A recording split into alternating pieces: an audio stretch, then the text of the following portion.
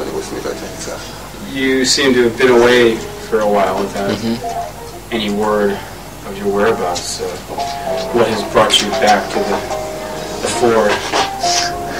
Well, really it was changing record labels. That took quite a large period of time up. Because Arista didn't particularly want to let me go. But I'd been there since I was 19, you know, and everybody that I knew there had left. So, you know, I needed to, because I was writing all the time, it's just that I just never had anything released, you know. And if you're going to write, you know, I mean, to what level of success they are is you know, regardless, but you just, you know, if you do write, you know, you need to have it out, really. Yeah.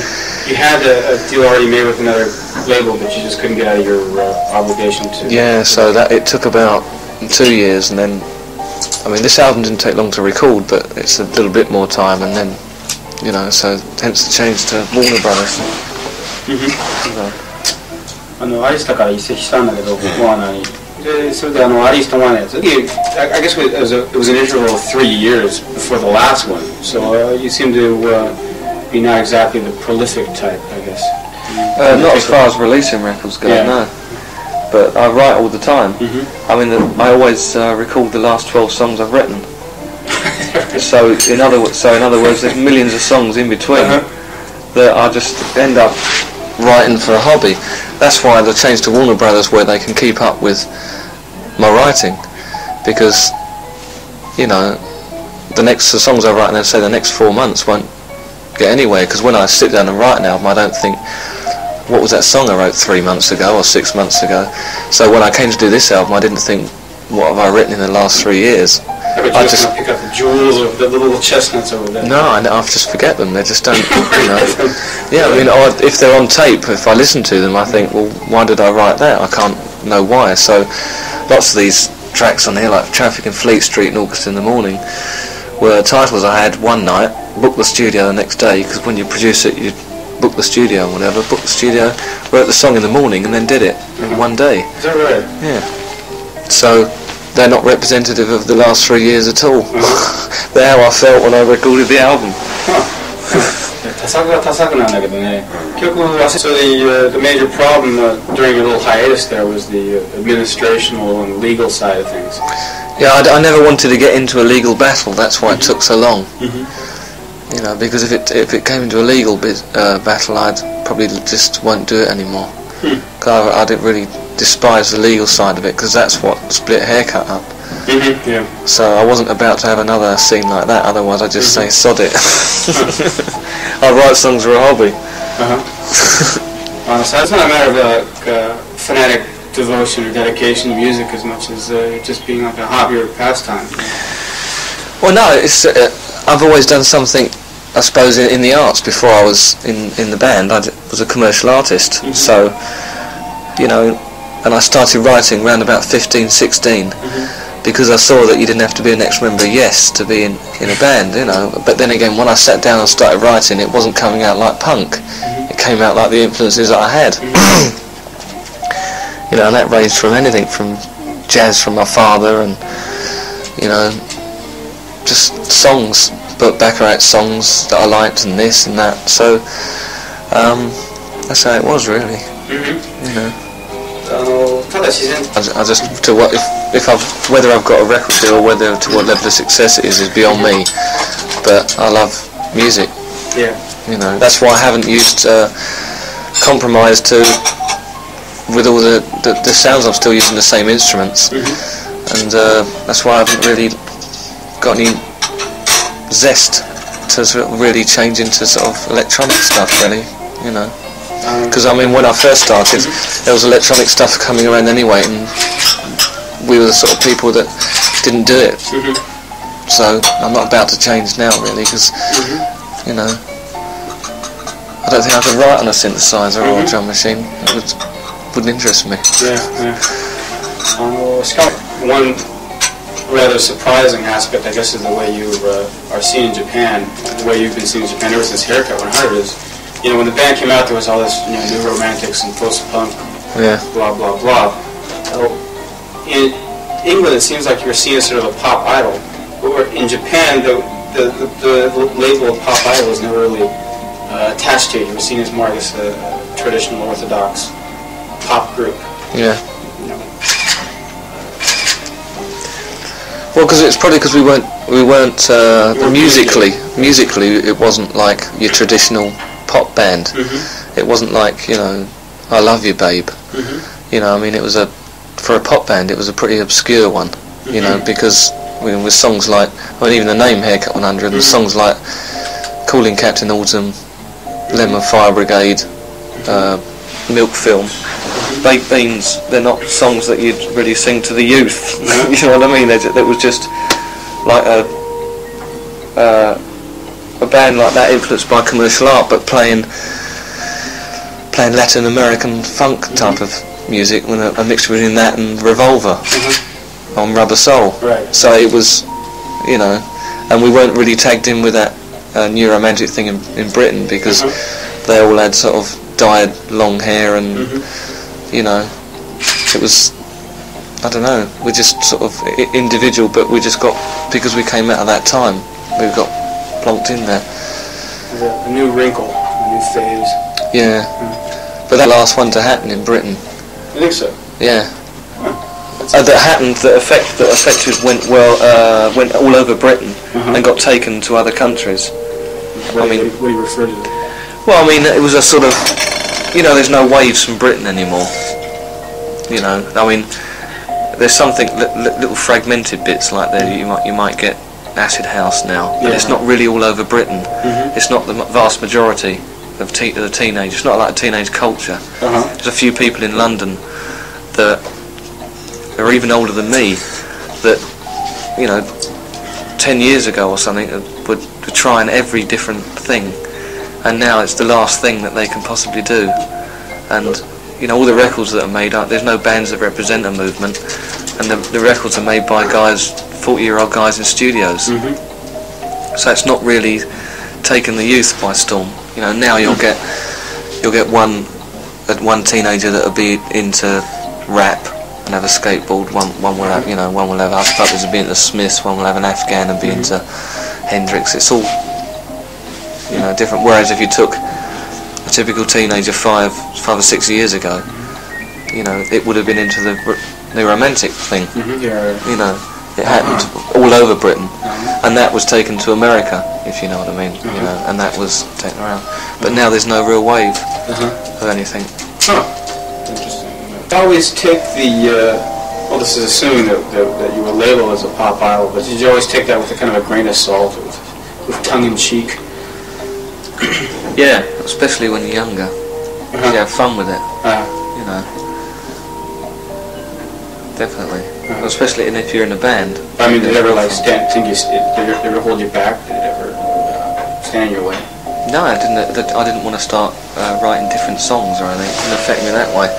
It was just something that came with it. The only reason, because before we didn't think we'd be taken that way at all. I mean, we're doing the same live set around England as the UK players and Level 42 and stuff, and it wasn't until we went on Top of the Pops that people saw we were young with it that we got that audience. So I didn't particularly feel easy with it, I must admit. You know, especially as it was a contradiction, you know, because, you know, the day before you go on Top of the Pops, you know, you're not known as really that attractive to young girls, you know, and then the day after you are. It just seems, you know. I guess in retrospect that was pre-Wham, pre-Duran Duran, pre-Kazi Gugu. So, it was, yeah. So you had no reason maybe to believe that there was that type of a position available. Yeah, that's it. So quite surprised when it happened, you know. And then there was loads of bands that came out that sort of thought there's a pop thing now. It was the thing to do. Yeah. Especially if like you were a keyboard player and you were a guitar player vocalist, and strike that on your own as a duo. Yeah. Anyway, it was like, you know what I mean? On one of the more refreshing aspects, he says, of your first solo album was the more personal approach you took, as opposed to the emphasis on dancing and good times, that seemed to be the overall trend at the time. You seem to be taking a more, it was upbeat, but it was more personal. Yeah. Well, I remember that was really because of working with Jeff Emerick, you know, who, do you know Jeff Emerick at all? Yeah. So that was, yeah, and it was inspiring, and it meant that anything he recorded brilliantly, and so I just got carried away, you know. So I was getting in French horn players that had played on for no one, and the whole thing, you know. I went to Abbey Road and recorded there with him, and it was just, you know. So I couldn't make anything else but the album I wanted to make, you know.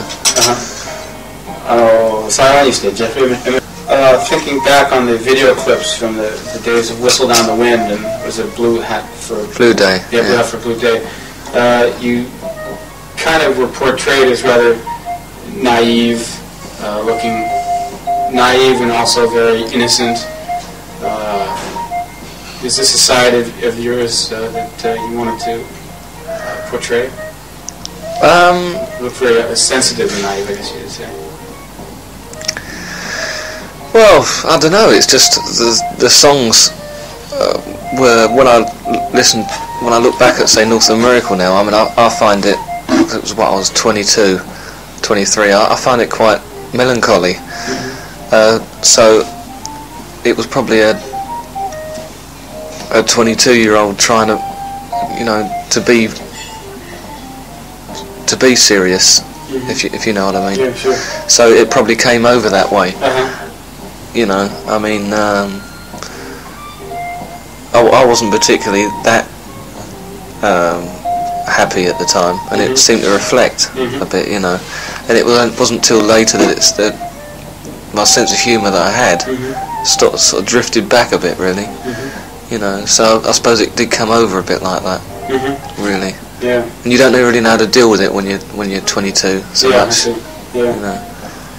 Well, so actually that probably worked to your advantage, because it points out that quite a few Japanese fans were probably positively impressed by the type of Nick Heyward portrayed in that sort of video clip. The sensitive young artiste.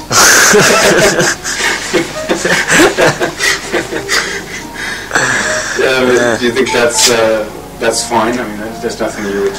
Well, I suppose it was fine there. There's nothing I can do about it now.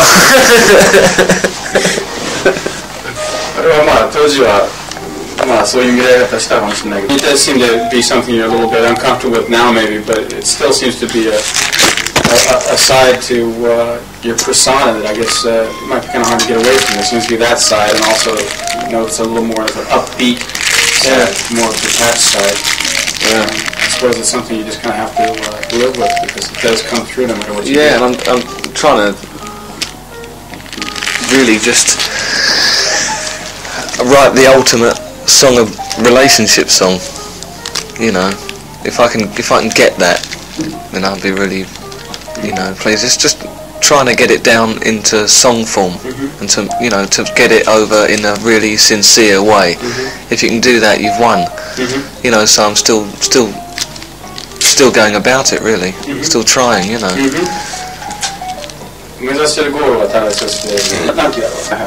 That night. So I guess all the love songs in I Love You Ave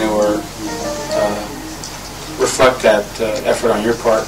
Yeah, some of them are more autobiographical than others, you know. Some of them are just got lines or that are autobiographical mixed in with experience. But some of them are out and out experiences. Yeah. So you think like a romantic type of a tale of a love relationship? It doesn't have to mean anything. It can be different things. I mean, there can be jealousy, deceit. There can be loads of things. It's just getting them over. If you can get them over in a way that's real, then that's when you've won. When you talk about relationships, you automatically mean a romantic relationship? Not so much romantic, because most relationships aren't particularly that romantic. I mean, there's a song called "Lie With You" on there that is downright horrible. You know, but it's getting it it's getting it over musically around that, you know.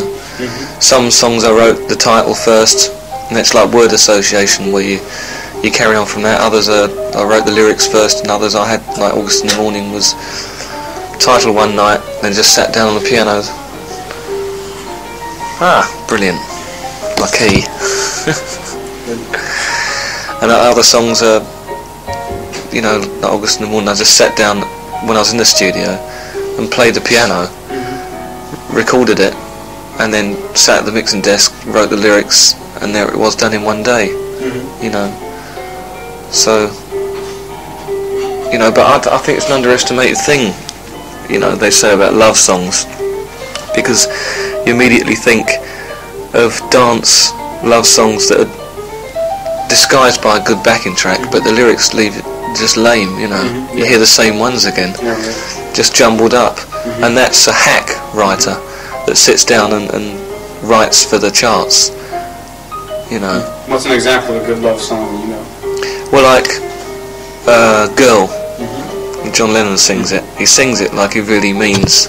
He's not just singing, oh, a girl, you know, he really, you get that feeling of girl, you know, and like you can have 5 songs called I Love You and only one would really hit home. You know, I mean, if I could write something as brilliant as Bridge Over Troubled Water, that's a love song. But why do you say that's a love song? Well, if it comes under the banner, I mean, it's not about Nicaragua, or it's not about, you know, it's like a bridge over troubled water. Say you can take Stand By Me. If Stand By Me, the lyrics are subliminal, you know, in a way. If you can get 2 songs called True Colours, one by Cyndi Lauper, which actually means about I'm going to see your true colours shining through, and yet Go West had a song called True Colours, and it was just a load of fitted words together that didn't really mean true colours. Yeah, I see. Okay. Yeah. We're looking for substance in the actual. Yeah, like imagine Stand By Me if the song was about Stand By Me by a bus stop, or the only time that it meant Stand By Me was in the chorus, you know. But it's not. It's Stand By Me for the strength, and that's what the song tells you. Right. And that's what it is in the end. And to people that say I don't listen to lyrics, it's subliminal with them, because if that song was about Stand By Me by a bus stop, then it wouldn't hit home so much. But that's why they like it. You know. So I guess you're looking not just a good tune, you know. You're looking for spirits that make the spirit soar, as they say. Well, just you can even sing useless lyrics, but if you sing them with sincerity, they can get through. You know. I mean, I don't claim that say like August in the Morning on the album is the most lyrically brilliantly written song in the world, but it was blatant. I just, you know, wanted to get it over. The fact that it'll be August in the Morning, and it may, when you sit down and explain the song, sound lame, like you're sitting there and it's the end of July and it's going to be August in the Morning, and it's been 2 months since you've been on your own from being chucked out of a relationship.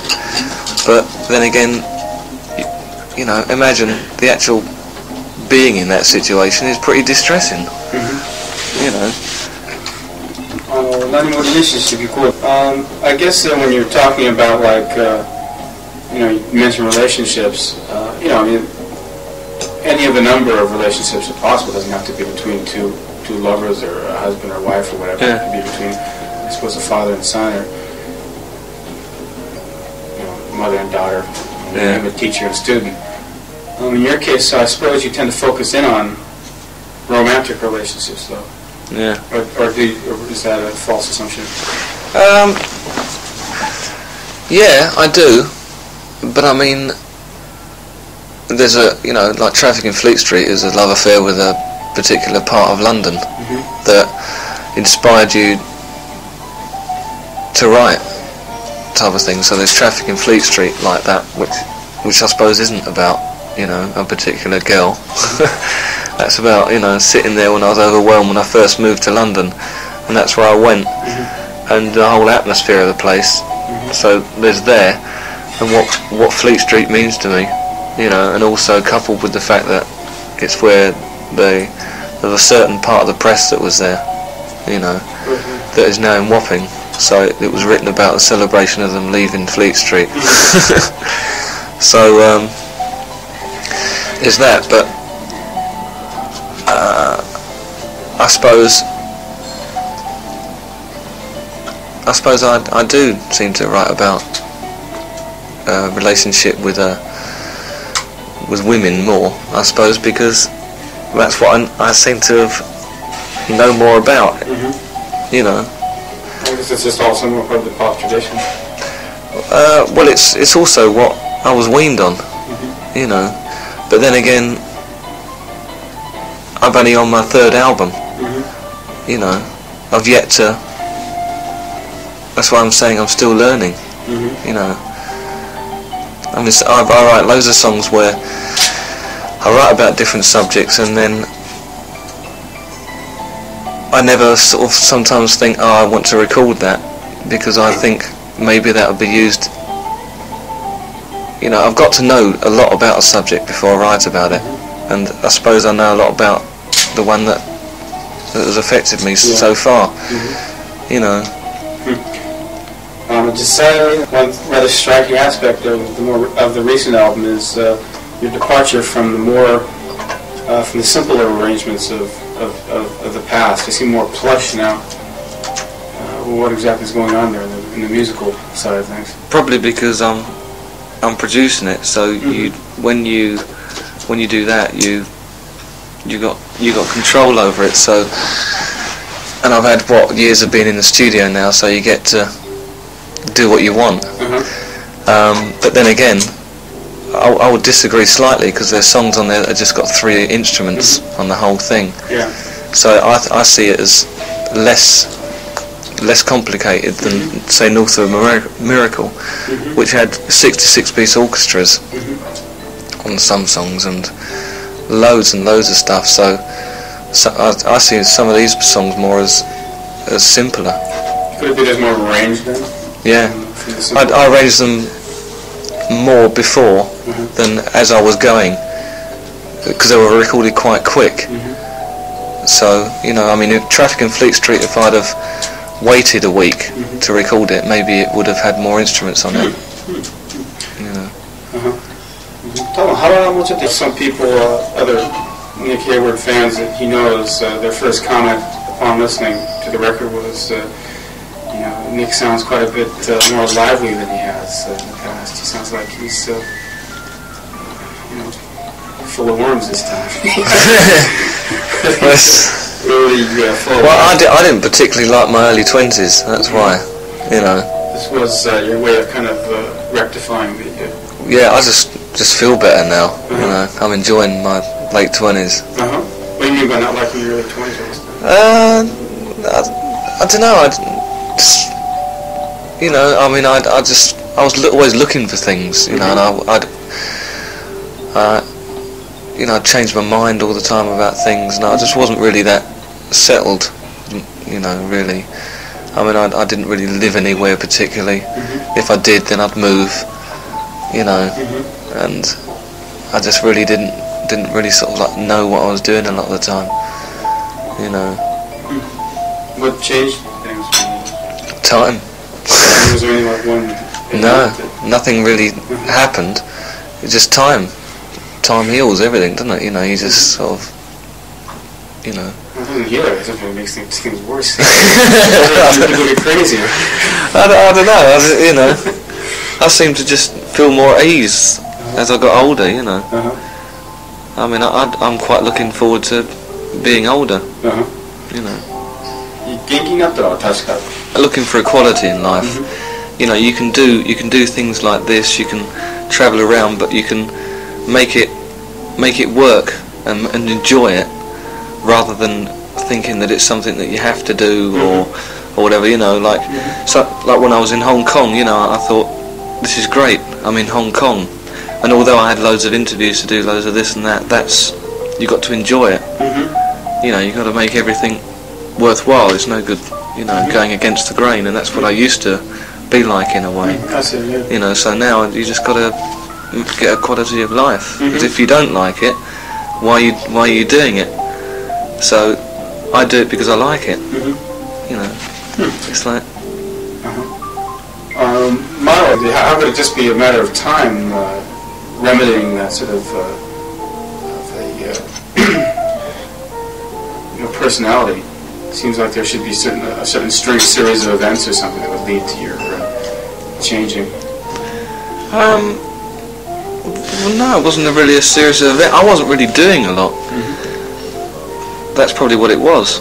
I mean, I wasn't really doing anything around those times, apart from writing and this and that. So I suppose it was just that I found somewhere to live, I suppose, as well. You know. What do you mean by that? Well, you know, found somewhere I liked, got my friends sorted out. You know, because I mean, it's good because as you get older, you can count your friends on one hand. You know, rather than through your teens, you can't get friends in perspective, really. Yeah, I see. Yeah. You know. Yeah. So you get that together. You know, and that's what you know. Even now he's in his late 20s, things haven't changed at all for him. He was maybe looking for the secret of your success there, personally. Yeah, I suppose you got to sit down and say you got to make do with the ones you got, and work on them. Exactly. 友達に関して言えばそれはもうとにかく in spite of the changes you talked about here, the cover of the album, you still kind of portrays the sense of artiste type there. Well, that was me and my mate Simon going out with a camera, because when I signed to him, we did a photo session, and it was supposedly the big one. This guy was supposedly great, and it was just, we went out and took pictures and they just looked posed, terrible. And then I just said, because I was doing this, designing the sleeve, and I just thought, sod it, I'll go out with a mate and we go take some pictures around. So that was just leaning up against the wall, and because we took loads that day, just like natural ones, and then they seemed to be the ones that I liked to put on the album rather than something posed, I suppose, because I just didn't want a posed picture on the front of the album. Really. I suppose it's posed in a way because it's posed, but it's not, It's not contrived. I just liked the picture because of the avenue in the background, and I mean, a lot of people wanted me not looking down, but then again, they haven't got artistic control, so they couldn't. The record company probably wanted a picture of me, with the eyes painted blue, looking at that, But that's the way it goes, isn't it? Yeah. That were known for wearing Aran sweaters, sweaters? Aran jumpers. And the strange thing is that I was in Glasgow airport. It was cold, so I bought an Aran sweater. If it had been warm, I'd have bought a t-shirt. So image is a really funny thing. Oh, I see. Yeah. Once it's put into a photograph, it becomes the image. Right. Yeah. It's like now, if I took a picture of you, put it on the front of an album cover, and said this is such and such, the image of you would be that. And they'd say, why? And then years later they'd say, your image was definitely round glasses and jeans and this and that. Why have you changed now? Yeah, that's true. That's true. 写真っていうのは不思議なもんでね。It should go beyond just being accidental, though, especially photographs, because you do select one photograph from possibly hundreds, and it has been a matter of the photographs thus far having been rather consistent, as opposed to all being different. There does seem to be a sort of a thread, a common thread that runs throughout them, up to and including this most recent album. So I guess there is, consciously or subconsciously, an image in there that you have in mind. It's like when somebody puts a camera in front of me, I can't suddenly leap up and down, or you can only be photographed of how you are feeling that time. You know what I mean? It's like sometimes I've done photo sessions where people say they want movement in them, but I can't suddenly get up and start jumping around like a frog or something, So you're you, and I guess that just comes out. Yeah, I suppose, you know, yeah. So it's even nuts. You then just split second, just went like that and started laughing. I took a picture. Then be Mr. Happy. Yeah. Yeah, exactly. Surprising things was that that people would see the picture on the album, and it did seem like the same old you, as he noted. It seemed like the young artiste had returned. But then when they heard the actual music, again, as he noted, it was rather a little more plush, a little more lively this time around, perhaps. Yeah. So there seemed to be sort of a gap between the visuals and the actual sound. Yeah, that's maybe. I mean, he's just pointing out what Yeah. they found over here. You don't necessarily have to comment on it, just the background. I know what you mean, but you know. It's funny what people will see, which you probably never even notice. Yeah, it's funny. I mean, just written from a 27-year-old's songs. That's when you're asked about it, that's just the difference, you know. If I was 19 with a haircut, those were the type of songs. Whereas, you know, it's probably been that way a lot because there hasn't been that many albums, you know. But I haven't changed, you know, as a person so much yet. I mean, I might wake up and tomorrow and just look different, but you know, so. It has only been 8 years. No, there's another thought on that. When he actually met you today, he feels reassured that you are, lively and it's been reassuring in that sense. Alright. I've got all my marbles, you know. Exactly. I guess that'll about do it then. I'm trying to just put photos of.